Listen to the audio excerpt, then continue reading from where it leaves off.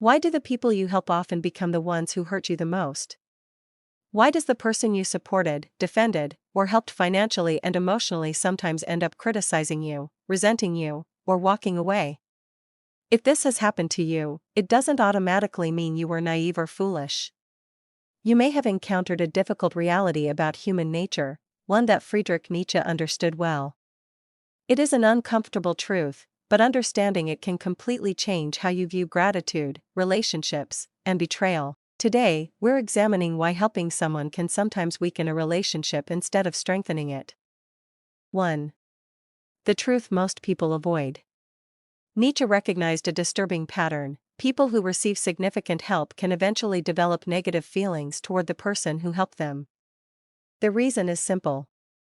Help often creates a sense of debt, and debt can be uncomfortable for the human ego. When you help someone financially, emotionally, or professionally, the dynamic changes. You become the person who can provide assistance, while they become the person who needs it. Even when both individuals have good intentions, this shift can create hidden tension beneath the surface. 2. The hidden humiliation of receiving help. Helping someone is usually seen as a noble act. Yet from the other person's perspective, it can carry an unspoken message: I couldn't do it on my own. I needed someone else to save me. I wasn't strong enough. Nietzsche frequently spoke about the human desire for independence, power, and self-mastery. Most people want to see themselves as capable and self-sufficient. When you help someone during a vulnerable moment, you become a witness to that vulnerability. Some people struggle to accept that reality. Rather than confronting their weakness, they reject the reminder of it. And sometimes, that reminder is you. 3. When gratitude becomes resentment. In the beginning, gratitude is often genuine. But over time, something can change.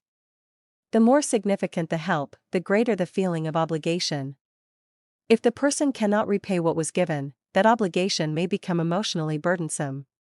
Gratitude turns into embarrassment. Embarrassment turns into guilt. Guilt turns into feelings of inferiority. And inferiority can eventually become resentment. Once resentment appears, it searches for someone to blame. More often than not, the target becomes the person who created the feeling of indebtedness, the helper. 4. The problem of imbalance. Every relationship contains an invisible balance. When one person consistently gives time, money, advice, opportunities, energy, or support, that balance begins to shift. Without meaning to, the giver can appear elevated while the receiver feels diminished. Most people dislike feeling dependent. Instead of accepting that position, some create distance, sabotage the relationship, or turn against the person who helped them. It may seem irrational, but it is a surprisingly common response. 5. The role of silent envy. Sometimes your help reveals something even more uncomfortable. It highlights the gap between your life and theirs. If you are more disciplined, more stable, more successful, or more emotionally resilient, your assistance can become a mirror. And not everyone likes what they see reflected back at them. Rather than feeling inspired, some people become envious. Instead of appreciation, they offer criticism. Instead of admiration, they offer judgment. Nietzsche described this tendency as ressentiment, the process of transforming feelings of weakness and powerlessness into resentment toward others. 6. Why you are not always the problem. If someone betrayed you after receiving your help, it does not necessarily mean you made a mistake. Human beings have fragile egos. Most people value independence, and emotional debt can feel heavy.